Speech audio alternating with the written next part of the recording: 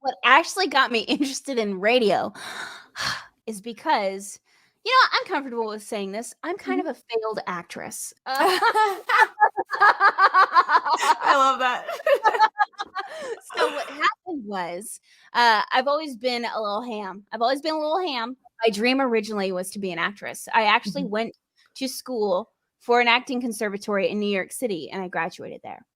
And before I went to my acting conservatory, I was at Kent State for broadcast journalism, but it was so boring. There was no creativity. So at that time, because the summer before, I went out to New York City for a modeling convention and an acting convention, and that's how my school discovered me. Oh. And they contacted me halfway through my freshman year at Kent, and they're like, "We really loved your audition. We would love you to come out and audition to be in the school." And I said, "Okay." So over my Christmas break, I went out and I auditioned, and then right around my spring break, they contacted me and said, "You're accepted." And so I stopped going to Kent, went out there, graduated, tried the acting thing, but my dream was always to be a voiceover actress. So I took all voice classes, and they're like, "Well, you have to take, some of this and the Meisner technique and blah, blah, blah, and dancing." And I'm like, "Okay, fine." But I really want to get into voiceovers. And so then I also got taught, I took classes under, his name was Paul Liberty, and he was the first voiceover actor for Meowth for Pokemon for the North American release, which was really cool. Okay. And another gentleman by the name of Howard Ross, who was really cool older dude, and he was the first. He had a wonderful career, but I'm a big nerd, obviously. So when he told me that he was the voiceover for the Nintendo console when it was released in the 1980s in North America, I lost it. And I was like, "I want you as my voice coach." So after that kind of fell by the wayside, I came back to Ohio, went back to Kent State University, and this time for electronic media production. So I could edit audio, edit video. And I was like, I just feel so lost, And then I saw that we had a college radio station. I said, "Okay, let's try this out." The show was called The Toy Box, and I would just talk about video games and cartoons and new toys and new gadgets and features. And then I got 2 internships at the same time. One at an NPR station, and another one at a top 40 station at the same time. When I was told it couldn't be done. I was told, "No, you're only a sophomore. No, we don't allow you to get an internship yet because you might embarrass the school because you don't have the skill set yet." And I went, so I went out and got them because they told me no. I love it. And I remember when my professor, because then your junior year, they're like, "Okay, so we're going to sit down and we're going to help you find an internship." And so at my meeting, I went, "I already have them." "What do you mean you already have them?" I said, "I got them as a sophomore." And it was the same guy that told me no. And he goes, "But I told you no." And I said, "I know." Yeah. And I said, "But obviously it worked out just fine. I didn't embarrass myself because they still want me." Exactly. And so I interned through there. My first paying gig in radio was a production assistant and an on-air announcer for an NPR station. And so then when I graduated college, because I was interning at the top 40 as actually a marketing assistant. As soon as I graduated, the top 40 said, "Hey, we want to offer you a job." And I went, "Okay." And so 2 days after I graduated, I started in radio, and then that's it. I slowly worked up the chain, and the woman that originally hired me as an intern, after she retired, I ended up replacing her as the promotions marketing director. And by that time, then I was also given my own show at nights. So I was their night jock, and I did very well. Then from there, I went to middays, and now we're here. But yeah, that's my journey. It all started because I wanted to be a voiceover actress, and it's really hard to get into voiceovers, and that kind of led to me marrying my love of media and being a weirdo creative. But that's what's really cool about radio. If we could just let there be a little, like a fine wine, let it breathe, and let people breathe a little bit. I feel like we could, because we have the ability to be cross-media platform. We need to know now how to do video stuff. We've had to teach ourselves, but we've also had to do it the A-team way, where we have to tie together paper clips and rubber bands and make it work. We've had to become such resourceful people and resilient people. Literally all the words you're using, it's so funny. They're things that I put on my resume when I apply other places. The top of my thing says executive assistant and creative problem solver. Yes. And that's exactly what we have to do. And I feel like, you know, we're given this skill set. We have to get that skill set in order to survive in this industry. So also at the same time, we won't dive into it and we won't use it for fear of whether it's failure or fear of somebody else like swooping in and saying, you can't do that. Mm-hmm. Whatever it is. I'm going to be honest. I still don't want to lose her. I love radio. I love it. And it's not only just, yes, I'm a little performer, which I love radio, but the other aspect of why I got into radio, because I could have chosen to go more behind the scenes and go TV video. But I chose radio because I have always wanted to be a helper. I've always wanted to be a helper. I've always wanted to be someone that can help other people, that can bring people together, that can unite them with things that they need or resources or blah, blah, blah. Yes. And radio can do that.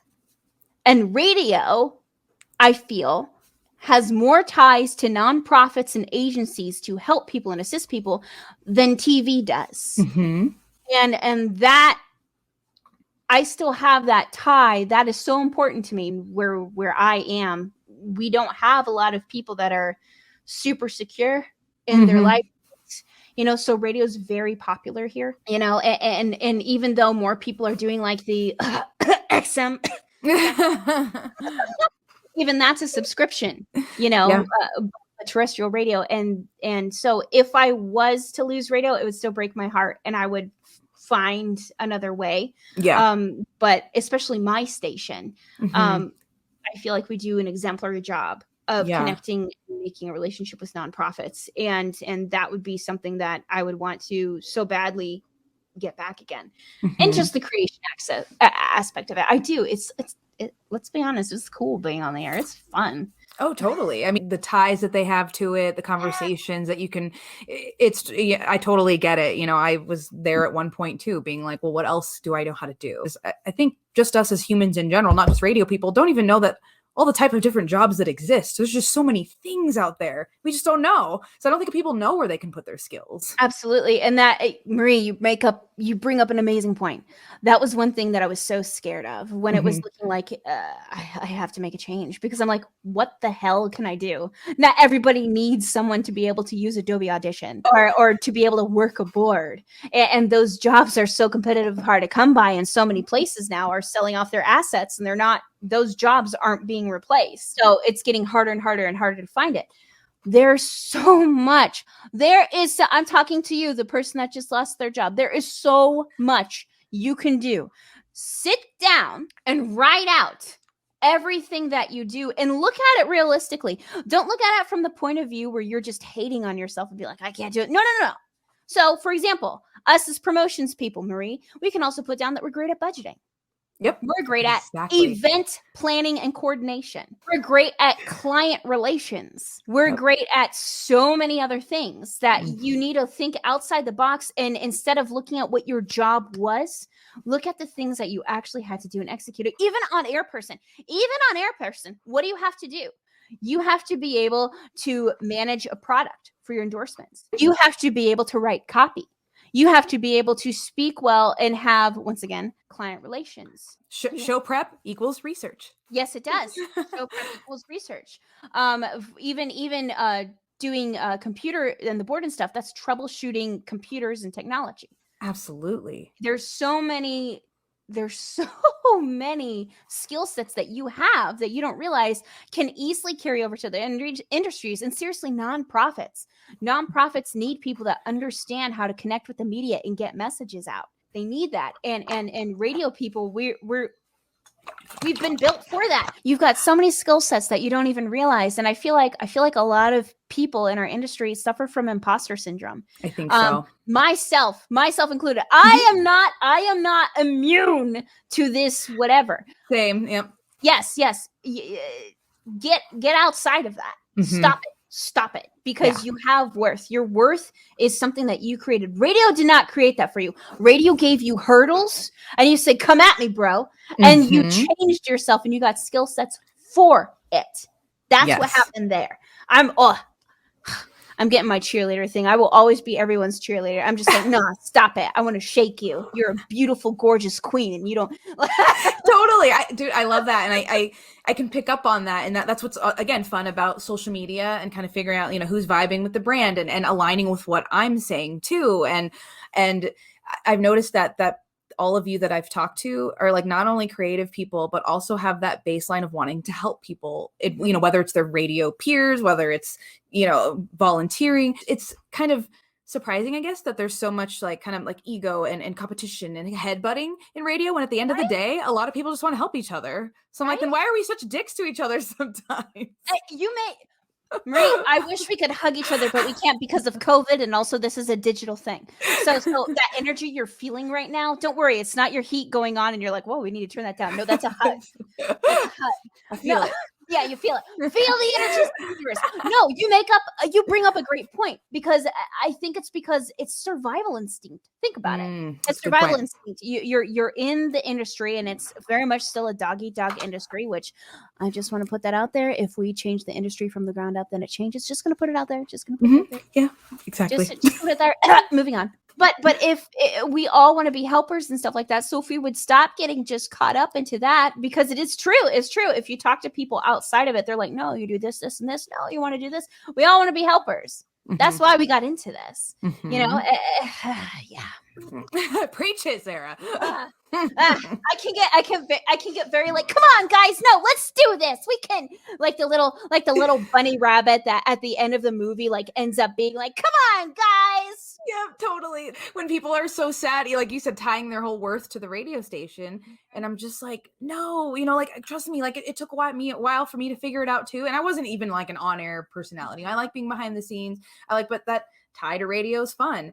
But I'm always like, God, if I can get away from that, like I want to help you, but to be like, okay, like I'm going to be okay. Some people are just not okay after losing it, because that's all they know. That's all they're attached to. Or like you said, they just don't realize how their skills, that they really have any. Right. And I think it's because it's such a hard community to get into. Once you get out of it, you're scared now you're going to lose your community that you worked so hard and fight for. And to be honest, that is kind of on us. We need to still raise up our peers and our friends that we make. Just because they're out of the industry doesn't mean that they've lost worth to us. And that's kind of on us too. Let's be frank. People that leave this industry, because I was told a long time ago, it's kind of a coming of age moment that everyone loses their job at one point. And if you're lucky, you get back in. Because one day we will be that person. And it's kind of on us too that are still in the industry. That person that was your bestie or your internet bestie, because you're both in the industry, but then they lost the job because of cuts, and I don't check up on them as much anymore. That's on us too. That's very true. That's very true. I've actually, it's funny you say that, because even this year I've been trying to, even in my Meet the Fams, highlight some people that aren't necessarily on the radio at that time. I'm like, kind of talk about yourself, or there's somebody up and coming, because I don't want to because I would notice some people would lose their jobs and be like, tag me in it and say, oh, I hope that I can get back in the fam one day. And I'm like, but you're always part of the family, like just because you lost your job, like, well, I want to be a resource to help you get back in, or, take your skills somewhere else if that's what you want to do, absolutely. But I hate the lost feeling that they get. And like I said, I think it's because it's so hard to get into this community. We're so tight knit that once you leave, it's like, oh, sorry, dude. And it's like, why be like that though? It really is. Rely on other industries, because we get our money from advertising. Thank you. Thank you. Because I'll see these graphs, and it's like, this many people listen to radio or whatever. And I'm like, but they're not showing you the bigger graph that's showing where people are spending their advertising dollars. And at the end of the day, that's what matters. It doesn't matter how many we can touch if that's where advertisers aren't spending their money. Exactly. So we have to give them a reason to want to spend their money with us. Exactly. And if we would still connect with people once they leave the radio industry, because guess what? Now they're going to get another skill set that might assist you if you want to go the selfish route, not the humanistic route, that their client, that whoever they work for will give you insights into maybe a client that you're trying to get. Yep. But let's hope that the baseline, though, it's because, well, this was a person that you connected with and cared about, so you'll just keep connecting with them. Right, exactly. Creative burnout is a thing. And if you are not being paid to be creative and it's not a responsibility, one of the things that we're scared of is, well, if we're not being made to do it, I'm not going to do it. And we don't want to lose that part of ourselves, because life happens, and then whatever replaces radio, you're going to have to put all of your creative resources and your time into that. And that was another reason why I was scared of losing radio, and I still kind of am, is because I am such a perfectionist. But if you give me something, I'll go full into that, and I'll just cut off like everything else, and just all my hobbies go by the wayside. If my hobby is built into my career, that's the sweet spot for me. But Twitch has kind of shown me you can still do that, and you will force yourself to be creative, so people prefer being able to, the whole point of radio is to interact with people and for people to feel like they have a voice. Yes. That's why listeners love it still. That's why people still gravitate still, because you cannot do that when you're watching a TV show. Well, Twitch is like that on like because it's constant interactions. They can make things happen in the stream. They get to affect what they're watching, which is why Twitch is so huge. So the exposure that your client is looking for on air can happen in real time, and you can witness it. You don't have to wait for a book to come out, which, let's be honest, those books are so antiquated and don't make any sense. Exactly. If one cluster of books is put to one zip code, and maybe your signal isn't even that strong there, of course you're going to have a bad book. Exactly. It doesn't even make, it's so antiquated, so crazy. But like Twitch, you get to see it in real time, and there is no books and there is no third party that you have to pay a license to like get that information. It's right there. Word of mouth will always be the best marketing tool. Yes. You can spend hundreds of thousands of dollars on marketing, but if there's a word of mouth thing going on, and let's say there's something bad going around, that will completely kibosh whatever marketing you're trying to do, because word of mouth is king. That's why during the pandemic, and this is very smart, a lot of brands did this. Instead of doing these huge, gigantic campaigns where there's a lot of production and stuff like that, they featured actual people at their home using their products. Tag us, and then we'll use you. So many big name brands did that, not only to reflect what everyone's lifestyle is now, but because that's more effective, because people can more easily place themselves in those people's shoes. Exactly. Makes sense. If you want to market to people, then you need to show these people that you're the kind of people that we want to be part of our family. I think the pandemic has forced companies to see how important social media advertising is. Oh, yes. That you need to think outside of the box. It has forced brands to realize how important it is to get their message out there, not with just the big billboards and marketing and stuff like that, because here's the thing, people aren't going out and driving looking at billboards. Yes. Also, those don't really work anyways, just saying. And people aren't picking up paper pamphlets because of COVID. What works is people scrolling. So people are always on this. People are always on that. And the algorithm is constantly changing. Oh, all right. I know. It is so frustrating. It is constantly changing. The rules are constantly changing. The hashtags, the everything.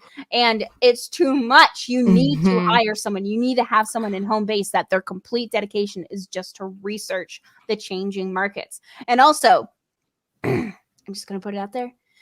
You have to be patient with building your follower base. If you think you're going to be to 100,000 followers by the end of the year, stop it.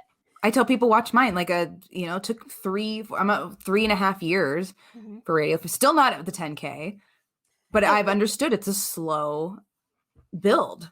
You can go buy the followers, but that's not going to help you. No, because in that you bring up an amazing point, Marie. If you buy the followers, sure, you'll have that number, but now your interaction will be even more embarrassing because you're still having the same amount of interaction, and it doesn't make sense for the amount of followers that you have. And it'll actually hurt you, because then the algorithm will read to Instagram and Facebook and whatever else, because they try to put content in front of people that they care.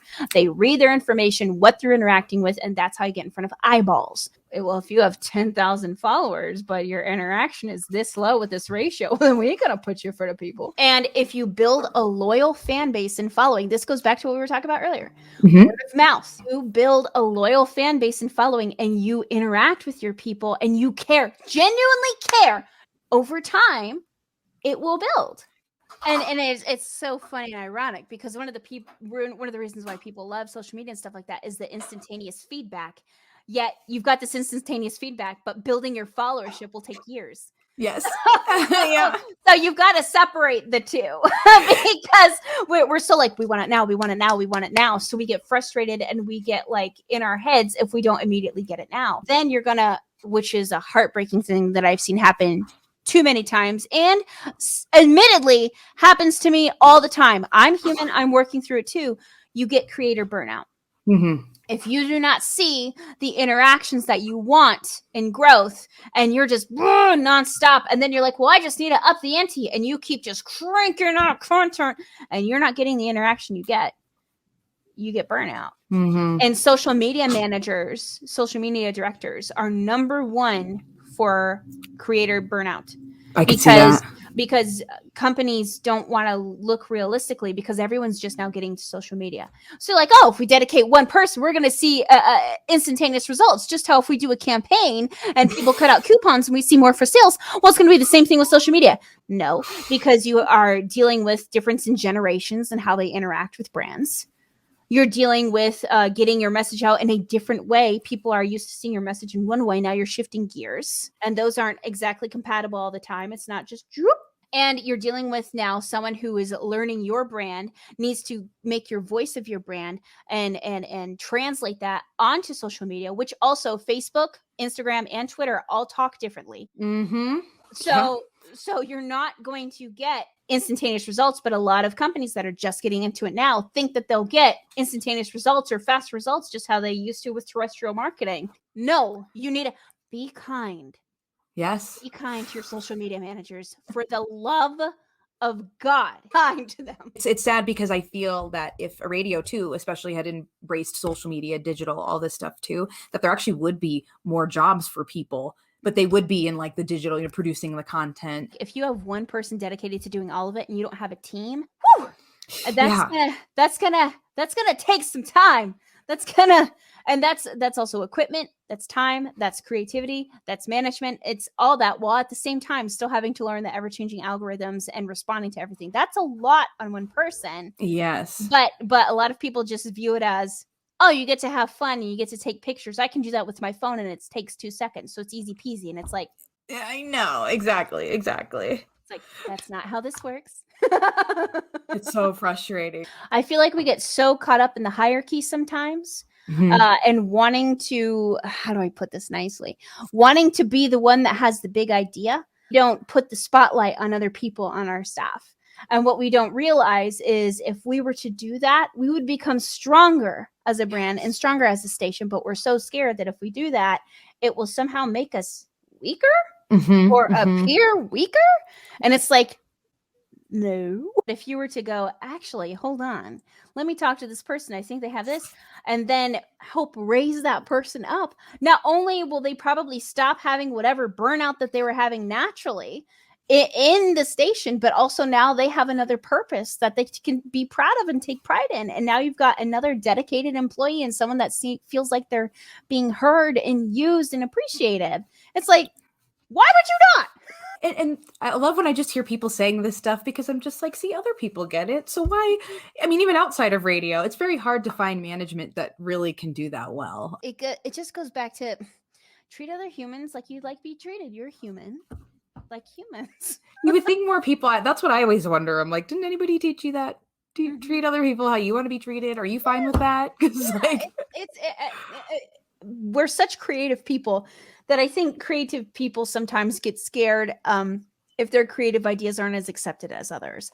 But I've noticed if we're able to take down the walls, and if you look at the great projects that happen, rarely are they solo acts. They're people that have decided to create a network and to play on each other's strengths because they decided to take down those walls and to involve others in the creative process and experience because we're stronger together. Yeah, and that's one thing that I started watching Radio Fam for is I'm just like, wait, where did this account come out of nowhere? And I was like I said, the messages that you were doing and how you were highlighting, like even interns, because here's the other thing too. Oh yeah.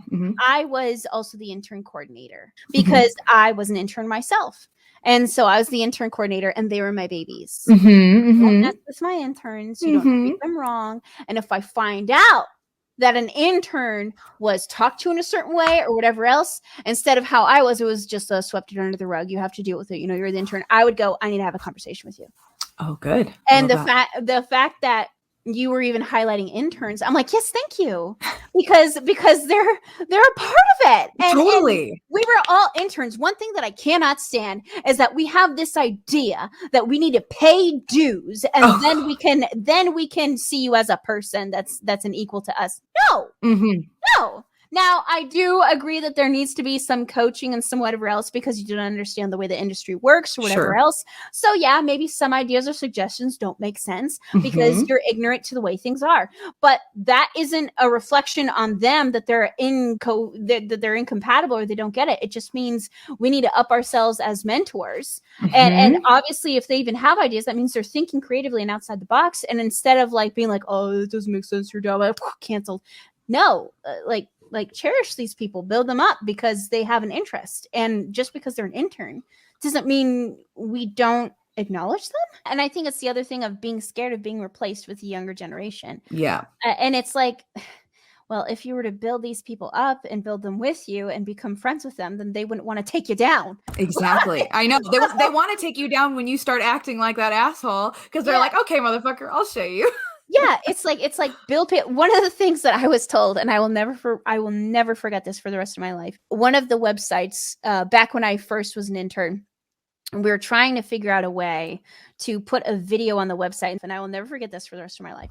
So when I first was an intern, we had like really antiquated website, really bad, and we were trying to figure out a way to put a video embedded on the website. And so there was a man at the station that was like the self-proclaimed website editor. And then I kind of found out later on it was kind of like an emperor wears no clothes situation sort of a thing.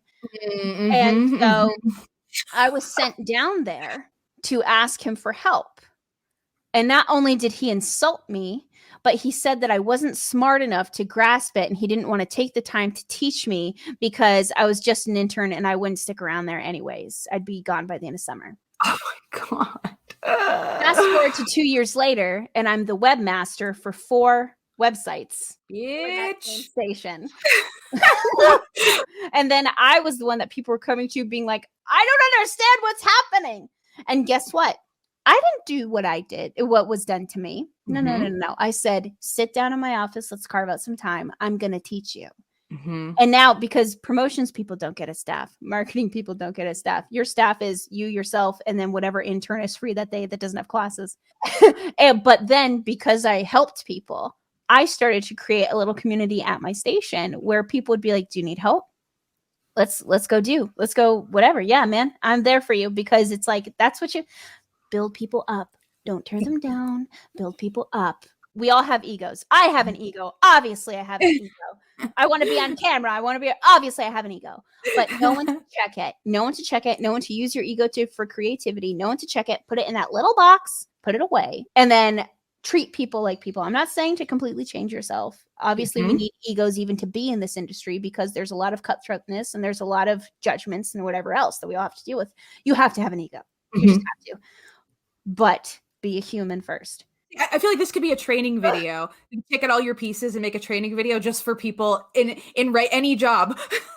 It's just a basic how you treat people, and then they give back. You know, you're good to your people. They give back to you. They're excited. I mean, just like the brand influence. You're the advocates for your product. They become an advocate for your company because they're excited to work there. Companies that do most are the companies that talk to their employees as people and not as cogs in a machine. Again, it's going to have to be from the ground up because it's been so ingrained in us that we're so scared and we tie our identities to this community that we're just so scared of leaving that. Of course, it all makes sense. I know it sounds like that I'm hating on this rate. I love this industry. Me too. But when you love something, you want to see it grow and flourish. You know, and then also acknowledging that not everybody is management. I think that you're taught as like a kid that you go to school and you go to college and then you get into an entry level job and then you work your way up to management. Well, not everybody's like meant for management. Not everybody's a good leader. Not everybody's but everybody has a place. It's just a matter of finding that person's place. If everyone was just given the same, like, hey, you know what? Hold on. You're of value as a person. Everything else, let's talk, let's listen. We would be growing exponentially. And we would be radio is such a special thing because I feel like we're given even more freedom to do things. But once again, it's grasping that, and it's also listening to people that might have more experience in different areas and listening to their consultation. Yeah. It's okay. It's okay if you don't have all the answers. That's why you hire people in your organization. And then also, if you're really that concerned, kudos on you for hiring this person. You know what I'm saying? Kudos on you. Look at that. You found a diamond in the rough. Well, it's been so awesome to meet you through this too. I'm so glad you started interacting too with me, because it's so overwhelming for somebody who is introverted. Like, I'm totally enjoying all these people that I'm meeting. It's also like, wow, this is a lot of people, a lot of like stuff. It surprises me that you're introverted. It really does, because it's like you're so engaging and everything else, and it's like I'm so introverted, and I'm like but you like put out interviews of like people, and I forced myself because I was like, there was just content that I feel like I want to ask people these questions about themselves, and I want to know these stories, and I'm like, but I'm not a radio host, and I'm like, but if I sit around and wait for a radio host to do it, then I'm just not going to know this stuff. So that's why I'm like, let's do a no pressure, not interview, just a regular conversation. I'll record it. What's a radio host? Here's another thing. What's a radio host? What's a radio host? I guess to me, somebody more extroverted that wants to be, like you said, you're like, I'm a ham. I am, but you are being a radio host right now.